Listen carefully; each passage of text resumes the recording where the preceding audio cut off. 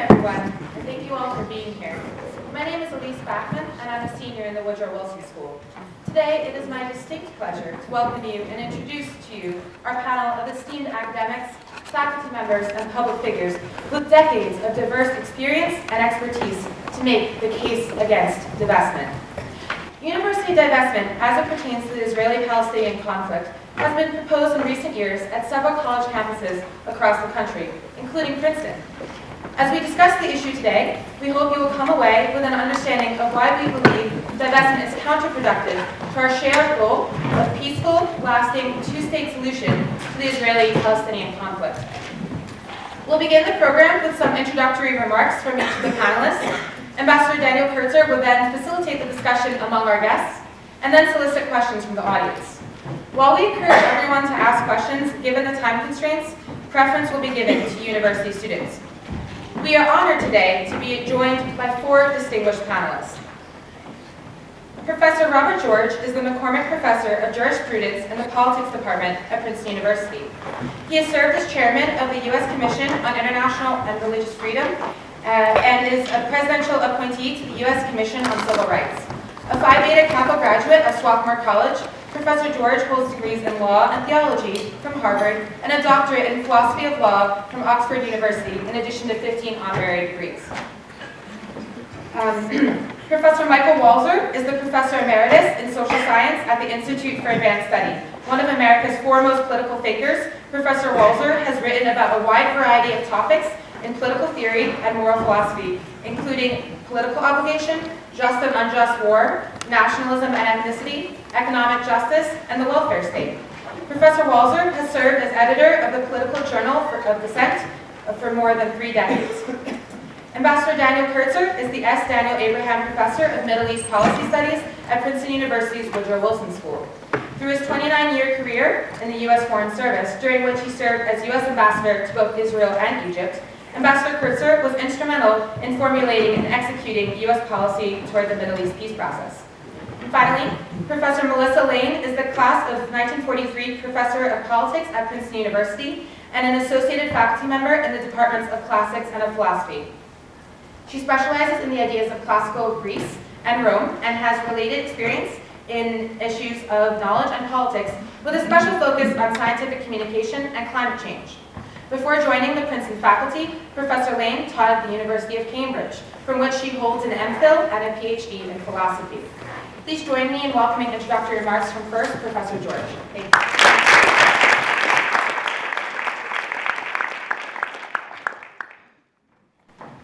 We gather on Yom HaShoah, Holocaust Remembrance Day. And so we say, and we pray, never again. I begin from a conviction that not all share, not all in this country, not all at this university, not all, I dare say, in this room. I do not condemn those who do not share it, for it is a matter on which reasonable people of goodwill disagree. Still, it's my conviction, and so I set it forth so that everyone in this audience can know where I'm coming from. I believe that the aspiration of the Jewish people for a national homeland in their ancient Holy Land is legitimate. I believe in the right of Israel to exist. I further believe that Israel is morally entitled and indeed obligated to protect the safety and security of its people, Jews and other citizens, residents alike. I note that modern Israel has been under attack from the day of its birth. I further note that powerful forces believe that Israel has no right to exist, or no right to exist as a Jewish state, and that powerful nations and organizations have pledged to destroy it with the force of arms, as some have tried to do before. Still further, I believe that a significant measure of antipathy to Israel is driven by the ancient curse of anti-Jewish hatred. I say a significant measure because it is false to say that all opposition to Israel is driven by hatred of Jews. But it is also false to say that none is. Among the reasons I oppose divestment is that a standard applied to Israel that is not applied to other nations, nations on whose records on human rights are by any reckoning far worse than Israel's record, even when Israel's record is viewed in the worst light. When I perceive these double standards, I naturally ask, why? There is no answer to that question that can completely leave out of account the fact that Israel is a Jewish state, something that is not true of, say, Saudi Arabia, Cuba, or China. Having said these things, I also believe that no state, no government, including Israel's or America's, should be immune from criticism. Nor may any state, even for the sake of its national security, legitimately resort to means that are intrinsically evil, terror bombing civilian populations, for example, or employing torture. Although I believe that Palestinian leaders have served the Palestinian people poorly, I also believe that the human rights of Palestinians must be respected, including by Israel. I understand the grievances against Israel, its policies, and while most are debatable, they are not, by my lights at least, utterly without foundation. I have my own criticisms of some Israeli policies, just as I have criticisms of many U.S. government policies. But now, having said these things, I turn to the question of divestment. Double standards applied to Israel are intolerable. If we are to divest, even selectively, from companies doing business there, moral consistency requires us to support divestment in companies doing business with many other nations. Perhaps we should begin with China. Are we prepared to do that? Shall we begin laying out the various ways in which business corporations of virtually every type provide products and services that are used, among other purposes, to support the infrastructure of communist Chinese oppression? And once again, China is only the beginning. The list of oppressors is a long list, one that will be dominated by nations whose records of oppression are far more extensive and less debatable than Israel's record. Compare, for example, Israel with Saudi Arabia. And this takes me to my next point. Nobody likes bulldozing dwellings or attacking civilian buildings, even when rocket launchers and other forms of military equipment have been deliberately placed in those buildings, hospitals, schools. And we should certainly call for the taking of all reasonable steps to minimize the deaths and injuries of non-combatants where such attacks are deemed necessary. But we should also acknowledge that Israel is, as it has been from day one, a nation whose security is under assault, whose right to exist is denied, whose people live in the shadow of pledges by other nations and by non-state terrorist actors to destroy it. Israelis have been victims of repeated acts of terrorism in their own nation and abroad. Their security needs are real, very real. And their security policies must be assessed morally with these essential background facts and considerations very much in mind.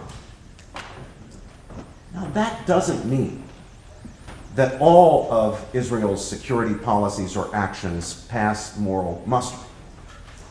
Many are debatable, as I've said. Likewise, territorial claims by the competing sides in this dispute are debatable. But debatable is the key word. Reasonable people of goodwill can and do disagree on questions concerning security policies and territorial claims. Reasonable people of goodwill will here at Princeton disagree about those things. It's a very important debate, a necessary debate. Neither side can legitimately claim that absolutely nothing is to be said on the other side of the question. Now, this is not to deny that there is a truth of the matter or to embrace moral relativism. If any of you know anything about me at all, you know that I'm not quite a moral relativist. It's merely to note what we should all take on board about ourselves and everyone else, and that is that none of us can claim infallibility. We should all do our best to attain objectivity in assessing the moral claims on the competing sides. But for people on both sides, dispassion is simply not possible. Our perceptions will be colored by emotions reflecting deep attachments and allegiances. And yet we must strive for objectivity, and we must listen to each other, and we must debate, recognizing that these debates at least can be among reasonable people of goodwill. In a university worthy of the name university, we avoid to the extent possible identifying the university itself with one side or the other on matters on which reasonable people of goodwill within the university disagree. Rather, we seek to provide a forum for fair, civil, and informed debate that will enlighten everyone who participates and everyone who listens. Now, there are reasons for this. There are reasons for the university playing this role. Powerful, important reasons that go to the very essence of the mission of a university. At least in the case of non-sectarian universities, as Princeton seeks to be, the establishment of orthodoxies on matters on which reasonable people of goodwill disagree compromises the project of knowledge-seeking through the vigorous exchange of reasons and arguments, the currency of academic discourse. Moreover, orthodoxies, especially when they are reflected in university policies, mark dissenters from those orthodoxies as outsiders, raising the cost of dissent and incentivizing conformism, especially among students and untenured faculty. This is why, in my opinion, universities, where they cannot always, but where they can, or to the extent that they can, should avoid taking stands or passing resolutions concerning issues in national politics and international affairs on which reasonable people of goodwill within the university and beyond disagree. For the sake of fidelity to their own missions, universities, at least non-sectarian universities, should avoid permitting themselves to develop orthodoxies, permitting themselves to become politicized. Non-sectarian universities like Princeton can contribute to the formation of just and sound public policy. It's not as if, as universities, we have no concern about that. Yes, universities can play a very important role in contributing to the formation of just and sound public policy, whether pertaining to domestic matters or foreign affairs. But they do that not by taking official stands or embodying the viewpoint of one side or another in their internal policies, including their investment decisions, but rather by providing a forum for morally serious, intellectually robust exchanges among people who represent competing points of view. That's a very important contribution to the discussion of public policy, to the formation of public policy. It's not nothing. It's the very opposite of nothing. It's the right way for us to contribute. But it's not a contribution, this vital contribution, is not a contribution that we can make when the university is permitted to become politicized. And that takes me to my next point about divestment. Once we establish the principle that the university can and even should be acting based on political judgments concerning issues of national and international affairs on which reasonable people of goodwill disagree, where does that stop? I believe it does not stop, short of the adoption by the university of a new form of sectarianism, what amounts to a new form of sectarianism. Those with power within the university,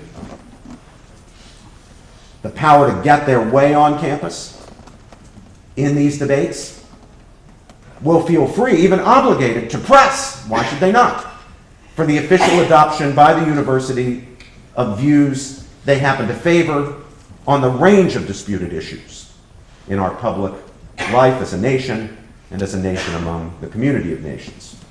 A university such as Princeton would now have positions on moral and political issues roughly analogous to the positions it had in its early days as a Presbyterian college on religious issues. And our campus debates would then become, literally, debates, contests, competitions for the soul of the institution. For what sect? Political now rather than religious, although at this level, the distinction begins to become very fuzzy.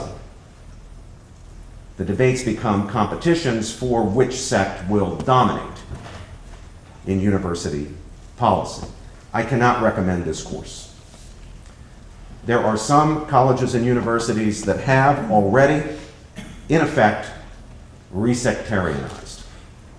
Princeton, to its credit, has not been one of them. We've done a pretty good job, on the whole, of avoiding the politicization of the institution and avoiding the consequences that would have for our intellectual life as a community. We would, I believe, be serving ourselves and our posterity very well by keeping it that way. Thank you.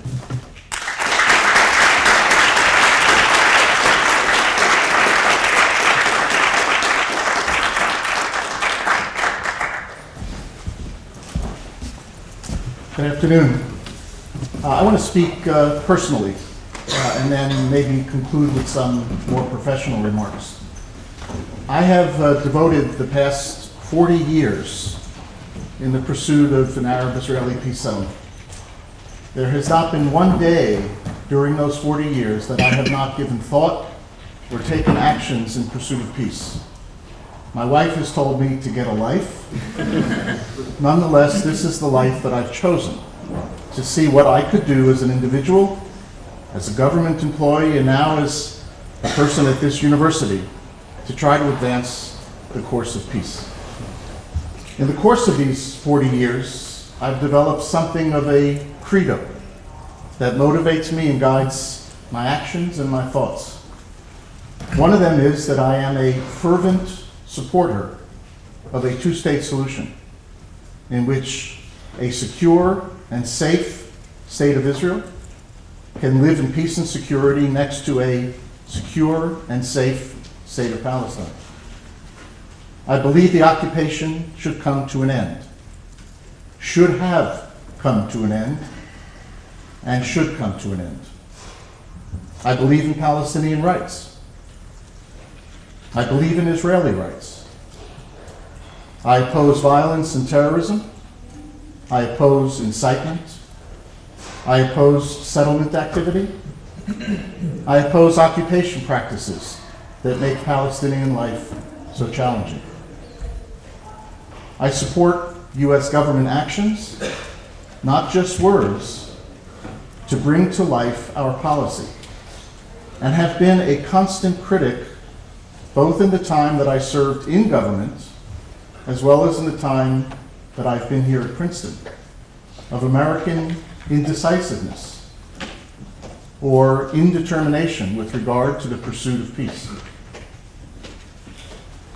And I came to this university in part because it offered an opportunity, as you just heard so eloquently from Professor George, to engage in reasoned debate and discussion in a marketplace of ideas, a place where we could differ and we could argue and we could invite speakers to join us and enlighten us about their views, whether we agreed with them or not. I came to the university to engage in workshops and seminars in which the questions relating to Israeli-Palestinian peace and Israeli-Arab peace could be discussed in a manner that sometimes was not available to us in government, where we had policy prescriptions that we were asked to follow and advance. And I came to university because it allowed for interaction with students who could then go out and actually do something in the world, could engage through internships or trips or their studies, junior papers, senior theses, the professions into which they entered, to try to advance the goals to which I had dedicated my own professional life. And in that respect, I have been a fervent supporter of student activism. Sometimes this has been something of a sleepy campus. Some people like it that way. But I like the idea of debate, when we differ on things and when we can talk about things and when we can argue. But what I fervently oppose is having a university become a tool for punitive measures, whether it's punitive measures directed at Israel or punitive measures directed at Palestinians or at other Arabs or at China. There is a role for punitive measures. It's a role that governments are supposed to exercise in the pursuit of diplomatic objectives. We sometimes call it coercive diplomacy. And there are plenty of examples of coercive diplomacy that work. But to have a university subvert its mission and become such a tool, and to take sides in a debate when in fact there are always at least two sides in a political conflict, really turns the purpose of a university on its head. Now, nothing in my, whatever you call it, personal credo would suggest that I want to excuse bad behaviors. But there are bad behaviors on both sides. And to pick and choose, in this particular case, that what Israel does is worthy of punishment, but what Palestinians do, or Saudis do, or Egyptians do, or anyone else in this region, let alone outside this region, is not worthy of punishment, would again be a subversion of what we do here in this university, where we're supposed to be above that kind of partisanship that doesn't examine issues completely. Now, nothing I say suggests that individually we should give up our partisan politics. That's part and parcel of our political system. And student advocacy is, in my view, a wonderful thing. But let's do it the right way. Let's work together, students with students, students with faculty, and faculty and students with the administration, to figure out what we can do positively to impact a solution to the Arab-Israeli conflict. There are ideas out there now for student internships, working on people-to-people activities between Israelis and Palestinians. Universities should devote resources to increase the number of activities that we do in which we can bring Israelis and Palestinians, whether it's track 2 diplomacy, in other words, informal diplomacy, or other kinds of interactions between people that can break down barriers and create pathways of communication. There's a lot that a university can do to advance the cause of peace in the Middle East. But I really would urge the student body to think twice about turning a university's investment policy into a punitive tool, in this case against what is called occupation practices, but tomorrow it could be China or Saudi Arabia or any one of a number of countries in the United Nations whose behaviors are horrific and in fact are far worse than even the challenging situation in the occupied territories. Now, there are many arguments that have been marshaled in favor of divestment. And last week there was a similar gathering in which some professors and some others from outside the community made arguments that suggested this was the right thing to do, and that, in their words, you had to start somewhere. I disagree. It's not the right thing to do. And this is not the right conflict in which to start. There is no comparison between what Israel is doing in the occupied territories and the horrors of apartheid. We may face that problem in the future, but until today, it is not an apartheid policy.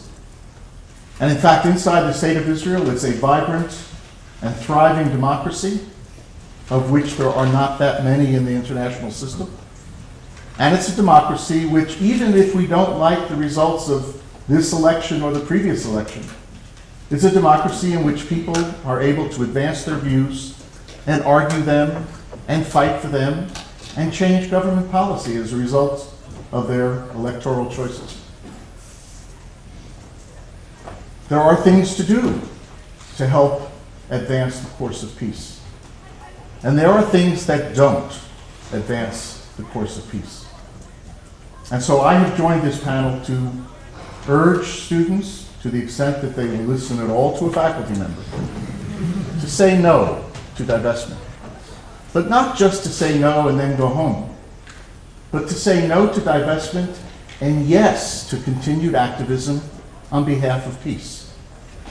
Volunteer, do internships, press us to do more, press the university to do more to build bridges of peace.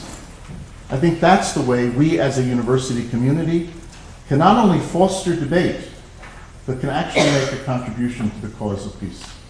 Thank you.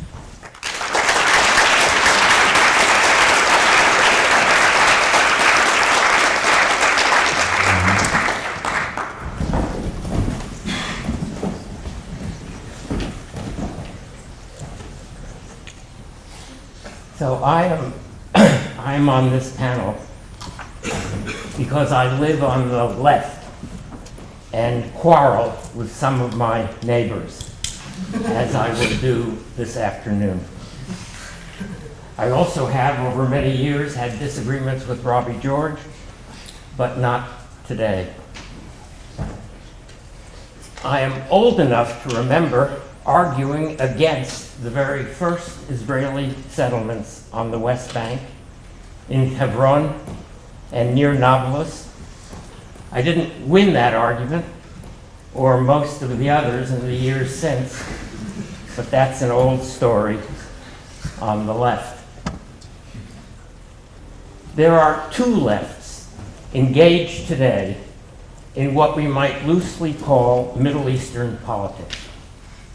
The first, the familiar one, is a left whose members are committed to defend people in trouble wherever they live, to oppose oppression wherever it occurs, to promote self-determination for everybody, to fight for greater equality. Well, you know the list. And the second left is a single issue left focused on the Israel-Palestinian conflict and committed to the criticism and delegitimation of Israel. This second left, in the style of the left, I'm going to be polemical today, but so I should stop here and say that I understand that there are good people on all sides of these issues, and that my polemic is addressed against the politics of divestment and not against the people. This second left pretends to act in solidarity with the Palestinian people, but I want to argue that that is not its primary commitment. Indeed, it's not a serious commitment at all. But the resolution in front of you, that you will be voting on very soon, isn't focused only on Israel. It condemns Egypt, too, and the Palestine Authority. It's a very odd resolution, since it invites the question, who should Israel negotiate with? To whom should Israel return the West Bank. The only organization left standing in this resolution is Hamas, which is, in terms of brutality and oppression, the worst of all. Its members are Islamist zealots, religious misogynists, and political terrorists. The resolution, however, is camouflage. For if we look at the actual position paper on the divestment website, the paper called Why Divest, we won't find any mention of the Palestine Authority or of Egypt. The siege of Gaza is called there the Israeli siege. But it really is a joint effort, an Israeli-Egyptian siege, and either side can end it at any moment. If Egypt opens its border with Gaza, there is no more siege. And at this moment, after the attacks on Egyptian soldiers and civilians in the Sinai, the Egyptian side of the siege of Gaza is much harsher than the Israeli side. So one would expect that if the divestment activists had any serious interest in the well-being of the people of Gaza, they would be working to promote opposition to both sides of the siege. But as Why Divest, the position paper, makes clear, they are really interested in only one side. Consider now the Syrian civil wars, in the course of which Yarmouk, the Palestinian neighborhood in Damascus, has been devastated. It is probably true, I'm not sure of the statistics, but it is probably true that more Palestinian non-combatants have been killed in the last 4 years in Syria, chiefly by the Syrian army, than in the 48 years of the Israeli occupation. So, I found on the website of The Guardian, the English paper, left paper, a blog by a man named, who I don't know, named Mehdi Hassan. Mehdi Hassan is an Anglo-Indian, a Shiite Muslim, who writes regularly for Al Jazeera, and who is a fierce critic of Israel. But he is a member of what I call the first left. So listen to what he says. Anyone who tries to use the tragedy of Yarmouk to excuse or downplay Israel's 48-year occupation of Palestine should be ashamed of themselves. Okay, I make no excuses for the occupation. But Hassan goes on, what about the rest of us? Can we afford to stay in our deep slumber, occasionally awakening to lavishly condemn only Israel? Let's be honest. How different, how vocal and passionate would our reaction be if the people besieging Yarmouk were wearing the uniforms of the Israeli army? Our selective outrage is morally unsustainable. And he goes on, many of us who have raised our voices in support of the Palestinian cause have inexcusably turned a blind eye to the fact that tens of thousands of Palestinians have been killed by fellow Arabs in recent decades, and he then provides the long list of killings. So, Hassan is talking about the second left, the divestment left, which takes no interest in Palestinian suffering unless Israel can be blamed for it. And Hassan is right. That is a morally unsustainable left position. But here is an organization at Princeton University trying to sustain it. So let's imagine a divestment campaign sponsored by the first left, the authentic left. How would we recognize it? First, this wouldn't be the only thing that the left was doing. Israel would not be the only country in the world that it was worrying about. And second, any decent left would proclaim from the beginning its commitment to self-determination for both the Palestinian people and the Jewish people. It would defend the statehood of all the people in the world who need a state: Tibetans, Kurds, Palestinians, and yes, the Jews too. That would be a left politics. And if a divestment program focused narrowly on the occupation were part of this politics, we would have to think very seriously about supporting it. I'm not talking about supporting it at the university. I'm talking about politics outside the university, which is the proper place for left politics. We might argue about the possible effectiveness of a divestment campaign, but it would have a kind of moral legitimacy that the current campaign does not have. Please stay away from, join the opposition to the current campaign. It is morally unsustainable, so make sure that it is not sustained. And if any of you plan to live on the left, as I hope some of you do, then fight for the better left that we really need. Thank you.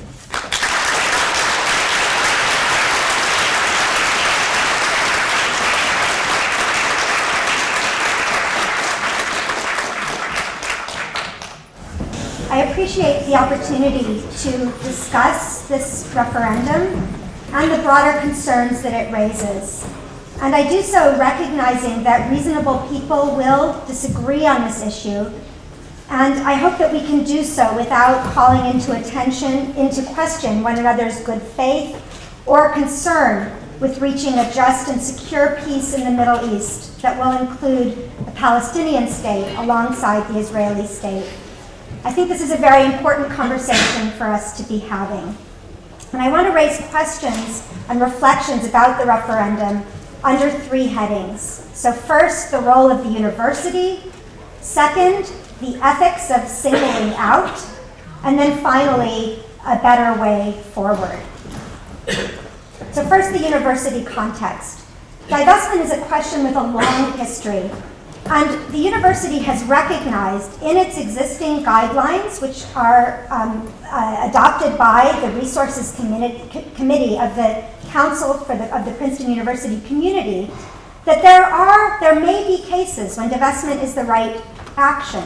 And I agree with that. So I want to say that I think it's right that the university has guidelines that acknowledge that divestment may sometimes, in some cases, be justified. And that makes it all the more important for us to have a conversation beginning from those guidelines about whether this is such a case. And I think that one of the strange things to me, and I think it's disappointing, is that both the faculty petition in the fall and this student referendum exist as it were in a vacuum. They make no mention of those guidelines, which are the guidelines that exist to guide our conversation as a university community. Now, when we actually look at those guidelines, they stress that a case for divestment must articulate a central university value that is clearly at stake. And they also say that such values do not encompass particular political or social strategies for achieving them. So that is, one can have a value, that doesn't mean that one has to follow a particular strategy that some people think is the best way to realize the value. Now, in this case, as I say, the referendum doesn't actually address the guidelines at all, but if we try to interpret what is the value that's at stake, what's discussed most and stressed in the text of the referendum is the value of compliance with international law. Now, I think that is important. I think it's also important to note that that was actually not the value that was at stake in the movement against apartheid in South Africa. And I want to say that I was very much involved in the anti-apartheid movement as an undergraduate and calling for divestment. And so I need to be frank and reflective with you and with myself about why I think this case is different. And as I said, I recognize, therefore, that one can argue that there are cases in which divestment is justified. I think it was justified in that case. So as I understand it, the apartheid regime engaged in a principled denial of the very possibility of the entitlement of black South Africans to political equality and to political rights. They denied that in principle, ever, black South Africans were entitled to that standing. And that was a breach of what Hannah Arendt has called the right to have rights. We couldn't even talk about violations of human rights because, as it were, black South Africans didn't have any rights as citizens at all to be protected within their state. And I believe that that was a unique challenge to the very basis of human rights and so to essential university value. Because it was a unique denial, not that there's a political conflict which is in practice at the present depriving people of certain rights and not enabling them to have full political determination. And there are many such political conflicts in the world, as my colleagues have said. This was a denial that in principle, this people should ever be entitled to that standing. Now, I do recognize that every generation wants its own cause, and actually that it's dangerous to say, oh, the causes of the past, those were morally obvious, the Nazis, apartheid. It's obvious now that those were evils, grave moral evils. And I think it's right that we should search our consciences and say, are there evils today that are so grave and unique, but that we may not be seeing? And indeed, at the time in the 1980s, apartheid was one of those. Many people didn't see it. It was far from a universal view. So I think it's right that we ask this question. Now, when I ask myself that question as an American citizen, though, if I ask myself a question about international law and breaches of international law, I answer, fundamentally, what do I think is the occupation and the breach of international law that I, as an American citizen, have immediate primary concern with over the last 10 years? I would say it's the invasion and the occupation of Iraq. I think that the U.S. arguably committed a massive breach with the invasion, and indeed the occupation of Iraq. That was an occupation, but there was no comparable movement against that, and I think that opposition to occupation should begin at home, and that we all have to search our consciences as to why there was less opposition to that than perhaps there should have been. Now, many people will say, well, yes, but the U.S. gives massive military assistance to Israel, and so anything that happens that Israel does is also a grave concern of the United States. Now, as my colleagues have pointed out, the same order of magnitude, it's second, but it's a similar order of magnitude of aid is also given to Egypt, and both Israel and Egypt together have important responsibilities both for the present situation, particularly of Palestinians in Gaza. Indeed, Egypt also, in the years in which it ruled Gaza, from 1948 to 1967, it occupied Gaza, did not bring about a Palestinian state in that time, nor did Jordan in the West Bank. But I think that both Israel and Egypt then have a role right now that they could play in rectifying the situation, an important role on bringing that about. So that brings me then to the second question. Is this resolution, this referendum, singling out Israel? And if it is that morally problematic? And again, I think this is a real moral issue, and it's right that we should consider what is wrong with singling out, if actually singling out is what's being done.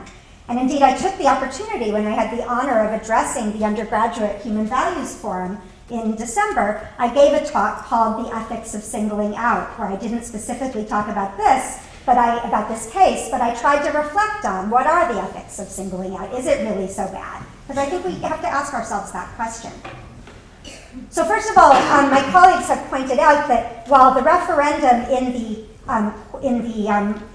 proposal part mentions not only the Israeli occupation, but also those companies which facilitate Egypt's collective punishment of Palestinian civilians and state repression by Israeli, Egyptian, and Palestinian Authority security forces. So they mention not only Israel, but the official explanation of the sponsoring body of the referendum. So this is not just the website, but actually in the text which is submitted by the sponsors of the referendum, which is put forward together with the wording of the question itself, that concludes the purpose is, quote, to put, quote, international pressure on the Israeli government to facilitate the end of the oppression of the Palestinian people.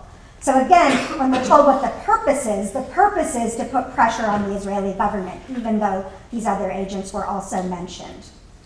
So I think Israel is being singled out in the referendum. The purpose is stated to be to put pressure on Israel. Now, how can we think about the ethics of singling out?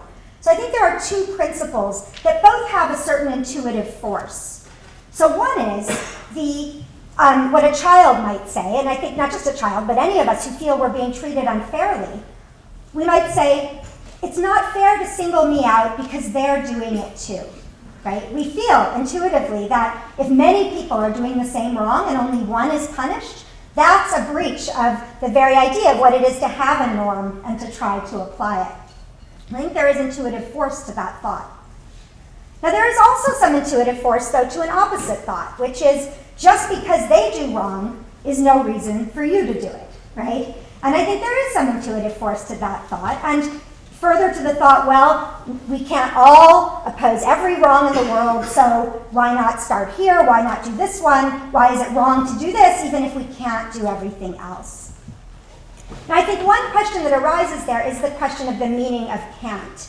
It's far from clear that we can't do everything else. We could, the sponsors of this referendum could have been consistent in not just mentioning at one point these other agents in the conflict, but actually consistently calling and addressing on all parties to the conflict to actually bring about peace. So there's no sense in which that can't be done.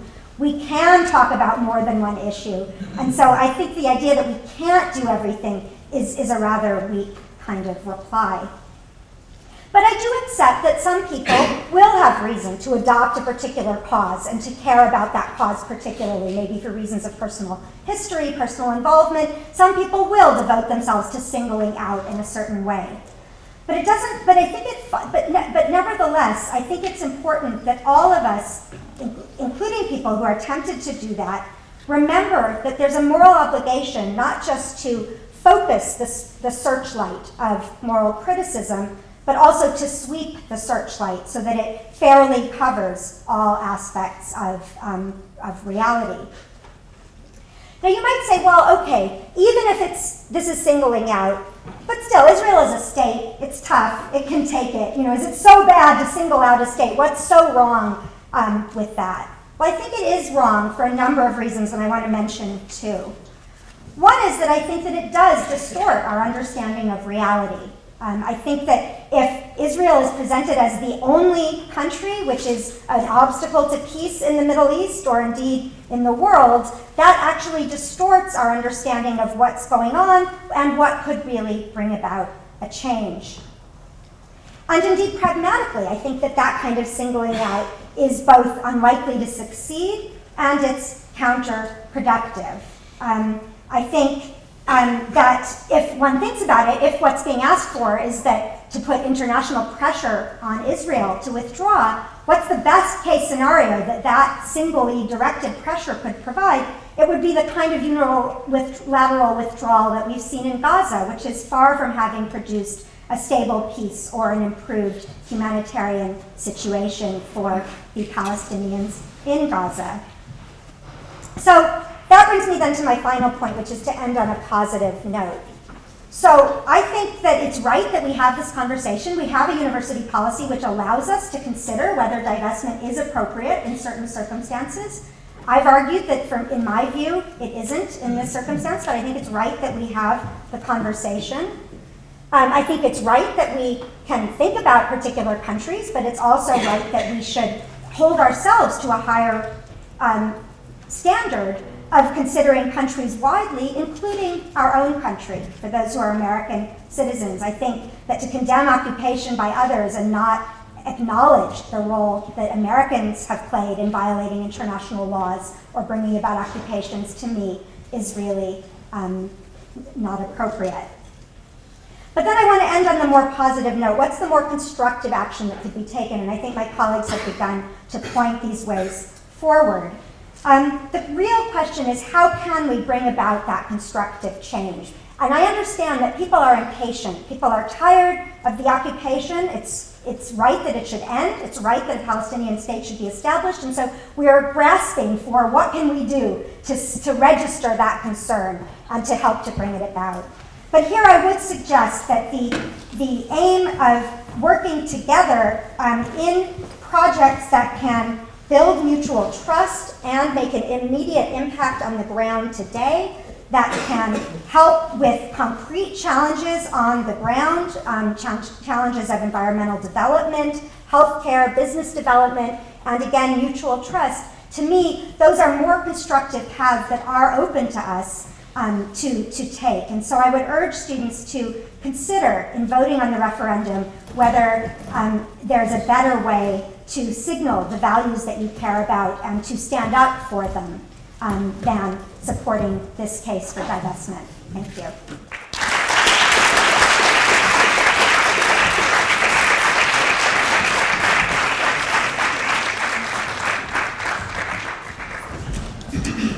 I'm going to put on my moderator's hat. Do we have some time for questions to the panel? I would ask, as we normally do at the university, that students be given precedence in asking questions. And I would also ask that the questions really be questions and not speeches. So we have a microphone that I think is going to work. So if you raise your hand, I'll recognize you and you can pose a question.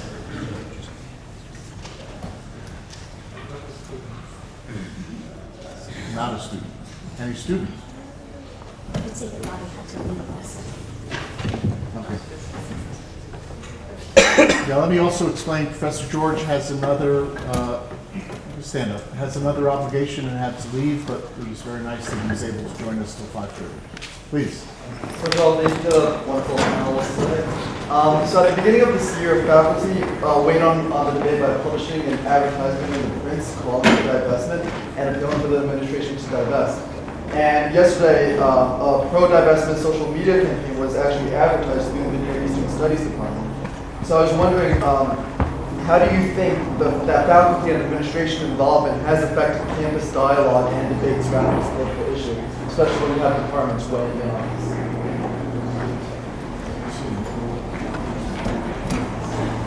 Well, thank you for the question. I actually am not familiar with the events that you mentioned, so I don't want to comment on any kind of specific thing that I don't know about.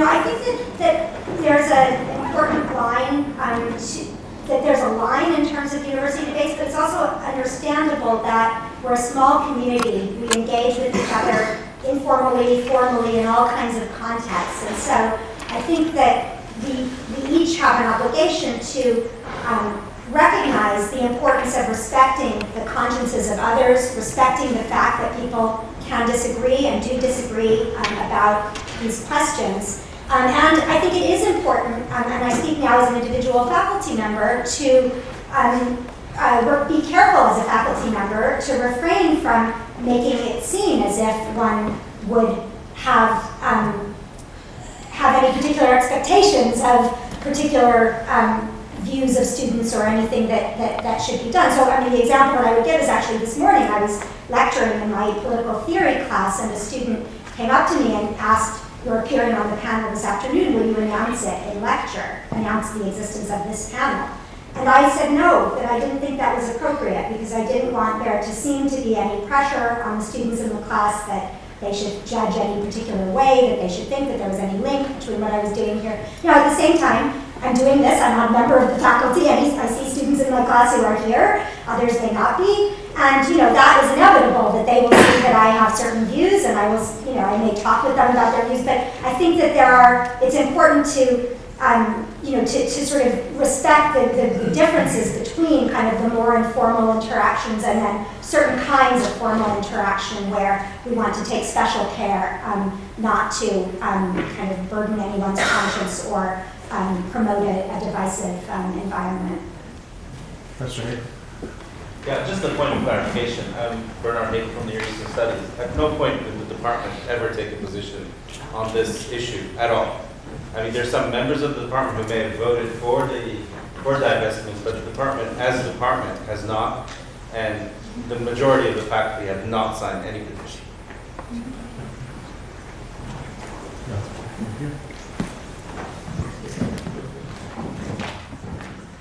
Hello. This is probably more applicable to Professor George, who made it most explicit, but I think it's relevant to more implicit assumptions made in the three of your statements. So I was wondering, what forms of, what are the mental acrobatics behind asserting, or at least implying, that funneling huge sums of money to do active harm in the real world is a politically neutral position?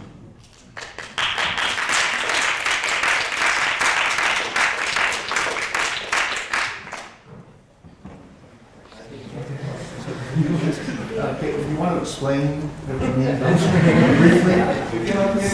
Briefly. So, Professor George reiterated repeatedly that divestment is a threat to the political neutrality of the university, that to divest is the only possible political action, implying that that funneling money towards the occupation is apolitical, and that the only way to take a stance is by ceasing to do harm. So I'm wondering, in what way is actively contributing to harms a non-political position? I'm trying to see how it is possible to be a truly depoliticized decision either direction. There is no, the university presumably makes its investment decisions in such a manner as to maximize the amount of money it brings for the university. These are capitalist investors in a capitalist system, and the money that comes in benefits most of you. They do not make political decisions. You are asking them to make a political decision. That is different from what they do every day. You may not like the ethics of capitalist investment, but that's a different question. You are asking them to make explicit political decisions, which is not what they are doing.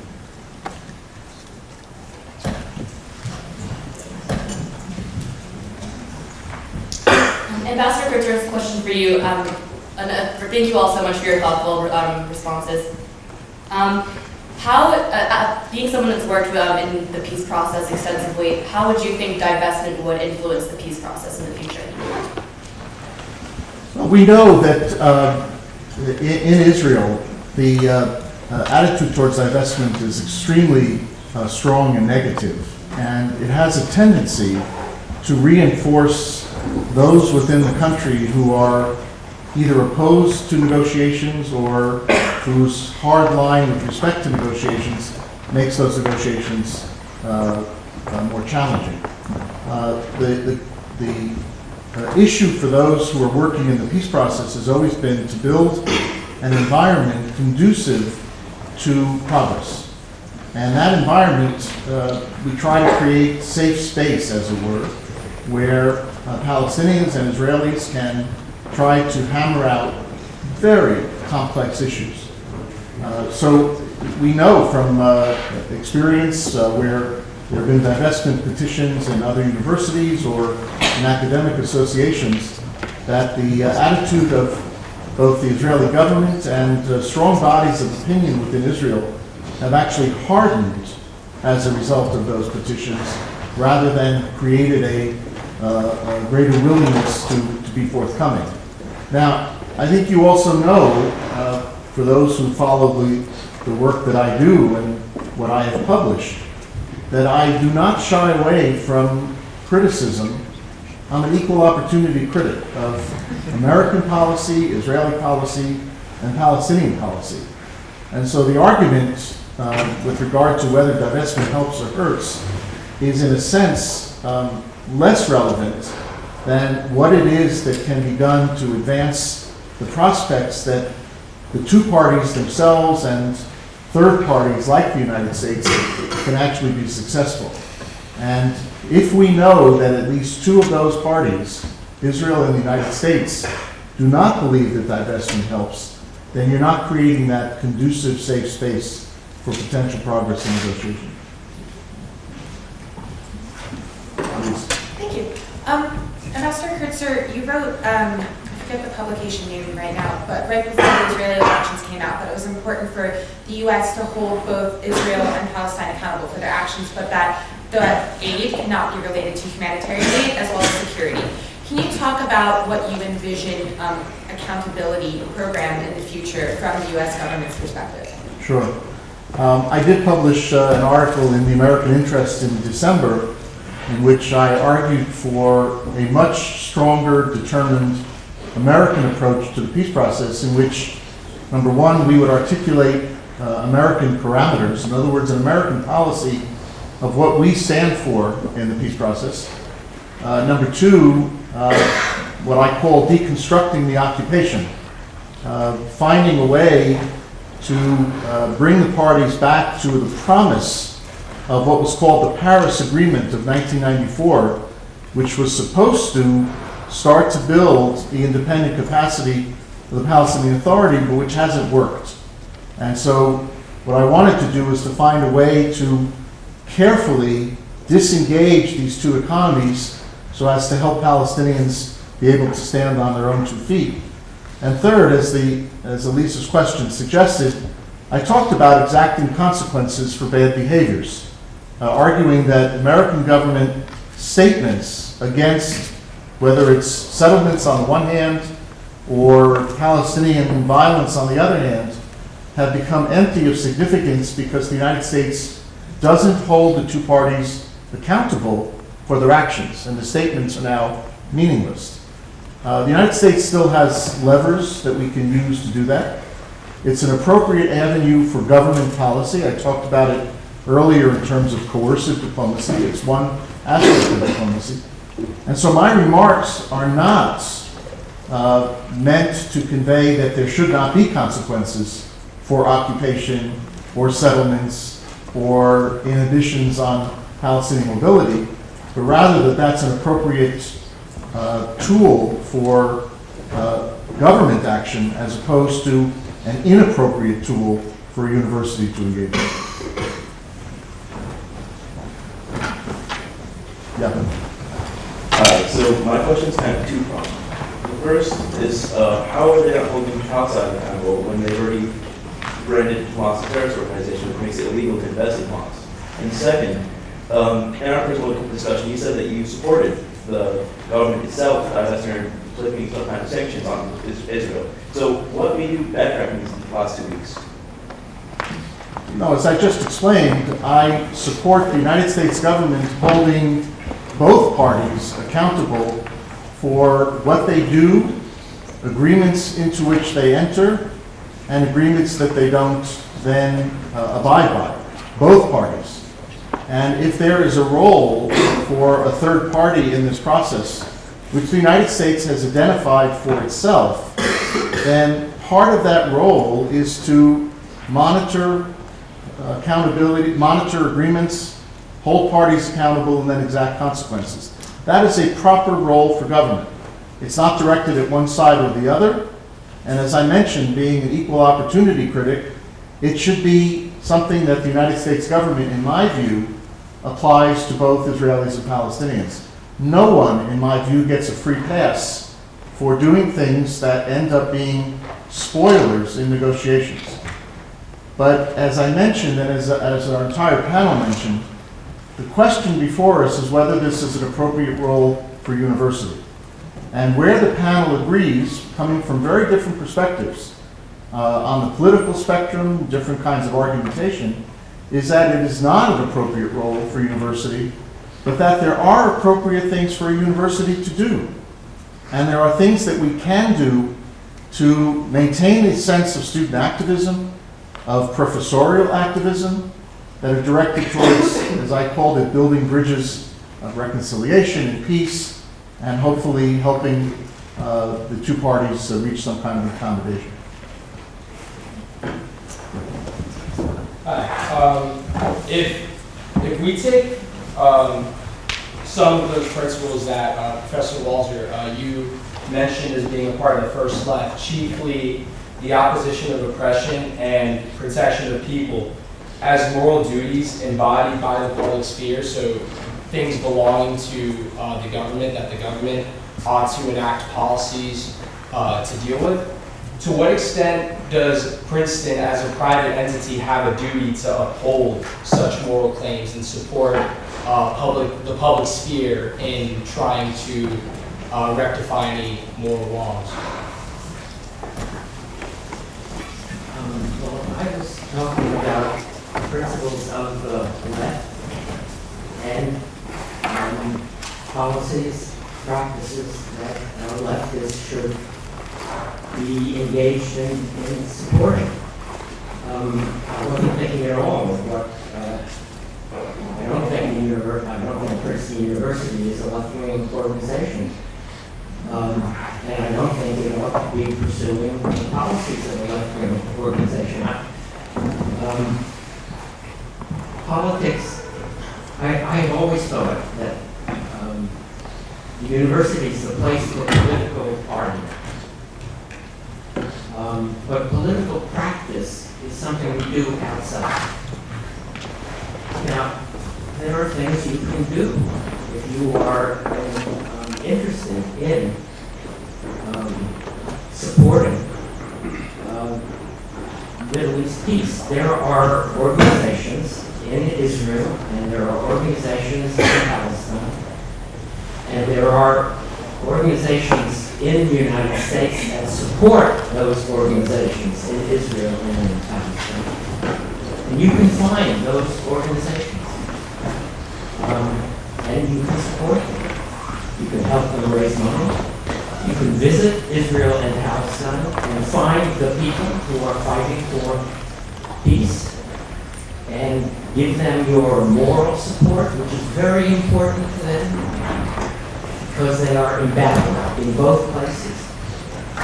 The real peaceniks, the people who are committed to the establishment of a Palestinian state in Israel, and the people who are committed in Palestine to live alongside a Jewish state, those people are in battle.